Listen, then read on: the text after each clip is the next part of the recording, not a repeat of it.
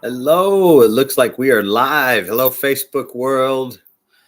Hello, the Church of Inclusion TCI and our TCI family from all over the globe Ghana, Africa, to the Indonesia Islands. We've got people, Washington, of course, and their churches locally, and Vancouver, Washington, Portland, Oregon, Maine, all over the globe. I'm very grateful to be coming to you tonight. It's an interesting time in life. And I say that. And here's the funny part every generation and every person actually can state that. Because tomorrow will be an interesting time in history. Because it's tomorrow. And today is right now. So it's interesting. To me, I don't know how the pyramid was built on the Giza Plateau is more of I'm interested in learning that than some of the garbage we have available to us today. I come to you with a weighted chest. I come to you with worries. I come to you with stress. I come to you with frustration. I come to you with terror. And I know what you're thinking right now. Wait a second. Is this our bishop? This can't be our bishop. Some of those things are inside of me. Matter of fact, actually, I think all of them are. It's just how do we control them? And that's the difference. I look at my past. I was going through the archives of the church's messages, and the last 4 years has been interesting. And then I went back and looked at all my sermons. And back in the day, before all you young whippersnappers had all these computers where you could just, Google Doc it and save it and send it and whatever. We had little notepads and journals, and they're all over my house. If you come anywhere to my offices or the house, you're going to find books, these journals. I got one for every organization. I got them for my marriage. I got them for my personal relationship. I got them for my mountaineering. I'm always journaling and making notes so I can learn from my mistakes. But sometimes people don't think that, all the stress of the world and the elections. Oh, what will we do? Well, the idiot that's in office, I'm still around, and he's still an idiot. I'm still here. What about the one before? Well, he's not there, and you're still here. Okay? I don't care who goes in there and who goes out. I don't. I have my personal opinions, but I don't care. Jonathan Brown is not going to be ruled by which party controls the White House. Not me. The title of the message was Walk in Faith. And I said a bunch of things. I'm coming to you with stress and terror and worries. These are the things that people say to me on a daily basis. And don't take this the wrong way, because I love what I do. But there are times when the stress is just so elevated. Right now, one of the nonprofits, we've just got this preliminary approval of $75 million.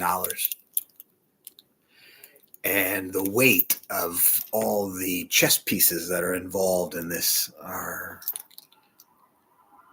a lot to some people. To me, it's just starting to feel like the old days. I'm used to doing 100 million a year. So it's like, yeah, cool, we're back. But the stress for some can be overbearing. And the first lady of TCI and me, you guys all know us. Elon Musk, they talk about Elon Musk doesn't own a home. Elon Musk wasn't the first knucklehead that created that idea. Okay, you're looking at one of them way before Elon did any of that kind of stuff. I live. I have a room at my office. I actually don't even own a home. Wait a second, don't you guys got money? There's plenty of money. Money's not a problem. We live this. You understand me? I don't talk it. And then I go home and hang out with my family. This is my family. There's a part in the scripture where Jesus was in this house and he's covered by people. It's just bumper to bumper and it's a potluck, which is what Jesus did. Right now, we just finished one of these here. Well, watching this at the Marysville Church, okay, at the refuge, Jonathan's refuge. And so here is Jesus jam packed in there, and everyone's eating and drinking and talking and telling stories and stuff about how their sandal broke and on the camel bit them on the shoulder or whatever the trials of their days were. And in comes this person says, "Hey, Jesus, hey, your mom and brothers and sisters are all outside." He looks around. He's like, "These are my mothers and my brothers and my sisters. See, my family is my church. You are my family." One of my bishops at large, Bishop Dr. Vance Whippo, his mother just had a massive stroke last night. He is her caretaker. He hasn't slept in an entire night. My heart has been with him. He came over to see me today for encouragement, for love, to just say hi, to catch up for a brief moment that we could, because he needs to go get rest. See, we all have things in our lives that are weighted down. My health isn't so fantastic. I don't know if you know that. But guess what? I can either sit back and whine about it, or I can keep going. I'm not supposed to use this arm. This arm over here I'm not supposed to lift anything with it, because I have torn the entire ligament. About 50% or so, roughly, has been ripped and torn, and it's just not healing because of many reasons. And then that same time, it ripped the muscle from this whole muscle it's now curled up, and it's not connected, but two little strings which just tear every time I even just to pick up a phone, to drive the steering wheel of a vehicle hurts something fierce. I don't let it stop me. Folks, the world doesn't stop if Jonathan Brown stops. Do you hear me? Things have to move forward, with or without me. Dead tomorrow, my organization's heading off to go pick up more furniture tomorrow. I'll be down there and I'll be lifting it up myself. Yes, the guy that can get the $75 million, he's also the guy that puts his britches on the same way you do every single day. I just don't go out there and complain about it all the time. And all the problems. Oh, you'll see me. Oh, I might wince. I might grab the old ticker. Oh, Lordy, here it is. I might pop a nitro. But guess what? You're not going to catch me just complaining and complaining and complaining and complaining and complaining and complaining. That does nothing. How do you get through all the stress? One has to walk in faith. What does that mean, to walk in faith? Not walk on faith, not walk over faith, under faith, but it says to walk in faith. I opened that title. To walk in faith. Learn to walk in faith. It is something you have to be enveloped in. You have to saturate yourself. My friend Tony Robbins teaches this. He'll do these conferences. 3 days is a typical one. They go, I've seen 10 days. And you're going to spend 12 hours in the seminar. That is just from, okay, you're starting at, let's say I think it's usually 8 or 9 in the morning. So let's say it's 9 in the morning. You're going to go 10 hours, which is what, 7 o'clock at night.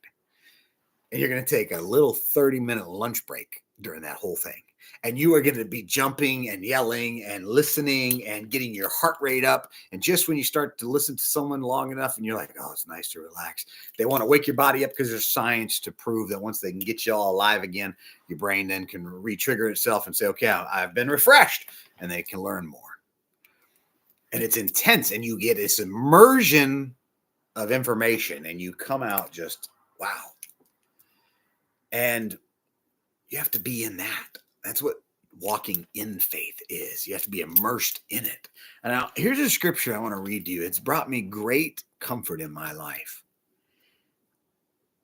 It's in the book of Isaiah. So for those that are Christians, the Bible, it's the Old Testament. For the Jewish faith, you guys, these are the holy prophet books. And Isaiah was a prophet. And in the chapter 42, so if you got a Bible, turn to chapter 42. If you're one of my Jewish followers out there, open the scroll and of Isaiah and 42 and verse 16. I'll read it for everybody. I'm reading from the New International Version. It's been said many ways, but I will lead the blind by ways they have not known. This is God speaking. I is the deity, the great architect of the universe, God. I will lead the blind by ways they have not known. Along unfamiliar paths, I will guide them. I will turn the darkness into light. I will turn the darkness into light before them and make the rough places smooth. These are the things I will do. I will not forsake them. Sorry, because I get emotional when I read that last part. I have been forsaken more times than I would like to actually be able to admit. I was forsaken as a child. I was forsaken as a teenager. And I was forsaken my whole life. But not one time did God ever forsake me. I might have felt at the time that God forsaken me, but he never turned his back on me. She was always there. And the scripture is a verse. It's something I'm working on getting actually tattooed on me. I've been working on it for a long time to get this one. And I look at when he says, I will lead the blind by the ways they not known along unfamiliar paths. We are blind sometimes. There are certain parts of an arena that I play in that I am unfamiliar. I never worry. Someone said, think of the house you're in right now. And it's light. We can see all the walls, the ceilings, the floors. You can see everything, the furniture, where it's at, so you don't walk into it. But go out to the front door at night. And if the whole world was shut off, no lights, the clouds were covered everywhere. And then you stepped out and shut the door and none of the house lights could penetrate out. You'd be in a black abyss of darkness. And I was asked, what would I do? And I said the same thing I always do. Take a step forward. How can you do that? You don't know if there's even ground. I don't, but I have faith. Yeah, I'm not stupid, so I might tip my little toe first. Yeah, okay, all right, we're good. Keep in mind, I'm a mountain man, folks. Okay, I go climb these big mountains. I'm going to touch that rock before I wonder if that's going to hold me, because if it doesn't hold me, that's a 3,000-foot drop there. Yeah, I want to test that first. Someone said, well, that's not walking by faith. You're an idiot then. You're not walking by faith. You're walking by stupidity. But it's taking those steps, and it's scary to do. When you start out on a trip to New York City from Seattle, you're going to take I-90 the whole way across the country till you get to the top of New York. And then when you get up there, instead of going to Boston, there's a freeway you're going to shoot down and take you into Manhattan if you're going into Manhattan. Or if you're going to keep going into New York, you're going to head up and go through the capital of New York. And you're going to take this 90 all the way across, right? But when you leave Seattle, if you've never been to New York, how do you know you're going to make it? I mean, you've got to cross the Columbia. You've got the river, right? You've got to cross the Mississippi, the Missouri. These rivers are massive rivers. How do you know there's even a bridge there? Well, the people say there is. Well, people say a lot of things. But the book says there was, but is it still there? There's been hurricanes. How do you know if the road is still there? We should just stay here. There's people like that. But the rest of us, what we do is we have a car or we get a car and it has headlights and you're driving. Now, you don't know if the road's there 2 miles from now, but I can sure tell you the next 100 yards I can see. I know there's a road the next 100 yards in front of me and I'm moving. So the road's moving in essence. You follow me? I don't see the whole trip. I can only see what's a few feet in front of me. But that's what walking in faith is. You can't see the whole end. I don't know how I'm going to get there when I go to New York because I go a different route every time almost. And I switch it up because you want to see a different place or a different scenery, a different lake, a different region. The Finger Lakes, oh my gosh, you got to go see them if you haven't done it. Maybe you want to swing up and do Niagara. I'd love that one. And then you drop down if you got to go do business in the Manhattan area. But every time it's a little different. So I don't know what's going to happen, but I have faith. It's a business. I know how to do business. I know how to run corporations. I know how to make millions of dollars, and I know how to do all that. But it's different. It's not the same as it was last year. There's different rules. There's different regulations. There's different procedures and policies. There's different things. The world is fluid. It's always changing and evolving. In the life, in the world, in the business, it's all the same. It's fluid and it's moving and it ebbs and it flows and it comes in and it comes out. And if we are going to survive it, my friends, we're going to survive it walking in faith. That's how I can stand up with my health problems, look you in the face and not lie to you when I say, I'm feeling fantastic because I have an expectation that my health is going to be there. And in speaking this into my mind and into my body, a doctor once said to me, if I didn't have the belief system that I have, or as he might have put it in not a refined way, is he said, if I had the stubborn tenacity of you, he says, all my patients would be healed. And that really stuck me for a second. And I'm thinking, but I'm not healed. And he looked at me and he said, son, you shouldn't even be here. You're a walking miracle. You should be dead. The fact that you're here is a testament to that tenacity of your faith. And I thought many aspects of that, because God is with me, in me, as me, is me, I am him, we are one. And I know some of you get trippy when I say that. Oh, I get an email or two. God, did you just call yourself God? Yes, you are God. It's a little g. See, Jesus said you'll go on to do greater things than him. How's that possible? Because the creator is inside of you. See, if I go down right now and if my son takes my signet ring and he shows up at any of my facilities, any of our organizations, and says, I need that vehicle and I need this money and I need these resources, nobody's going to say a thing because he's got my signet ring and it's me. It's my authority. So he's not using his authority. He's using my authority. You understand? He is half of me. He is half of his mother. Do you see that? See, you're a child of the creator, the universe. So your DNA is already built with this powerful stuff inside of it. But you got to learn to do this. Tap, tap, tap, tap, tap, tap. You got to tap into it. You got to stretch yourself by walking in faith. It's not easy. I didn't say walk in stupidity. God, I've seen people got stage 4 cancer. I want to walk in faith. And then they stop all treatments and then they die a week later. Stopping your treatments isn't walking in faith. Walking in faith means that you have trust in that whatever happens, including your death, that it is what is meant to be. So you can't change your fate in life. You can't. Some say you can't change it. Some say you can. What do you believe? That's a question you got to answer. I believe that my fate is not determined except by me, but it's still not determined yet because that I haven't made the choice yet. Tomorrow's fate, tomorrow's choices haven't come yet. I haven't made them.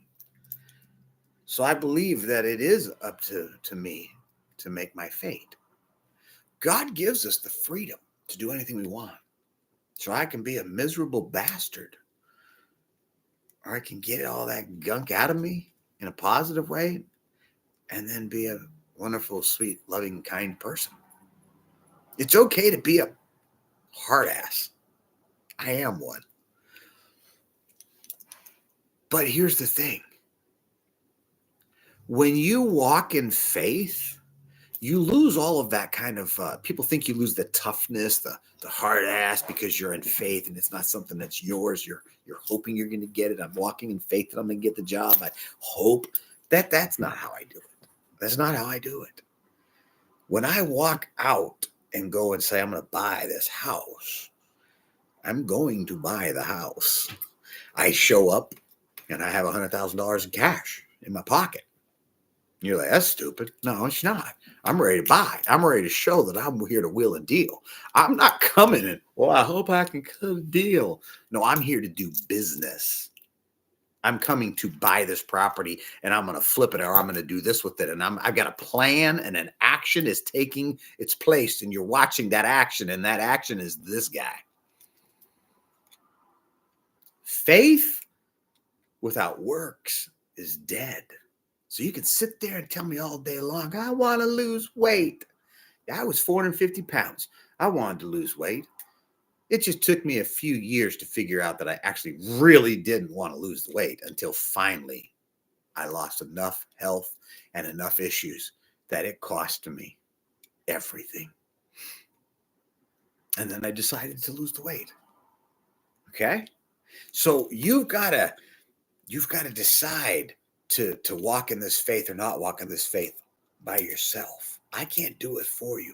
I can tell you how I've done it. I can tell you it's very difficult, but here's what I'm going to leave you with. I'm going to leave you with the words that the great Creator said to me. And on many nights, I have shed tears going to bed hearing this statement. I will not forsake you. It says them, but it means you. I will lead the blind by ways they have not known, along unfamiliar paths. I will guide them. I will guide you. I will turn the darkness into light before you. And I will make those places that are rough and jagged edges, I will smooth them out. And you will sail through smoothly. These are the things that I, God, will do for you. I will not forsake you. I don't know who needs to hear that tonight, but I needed to hear it.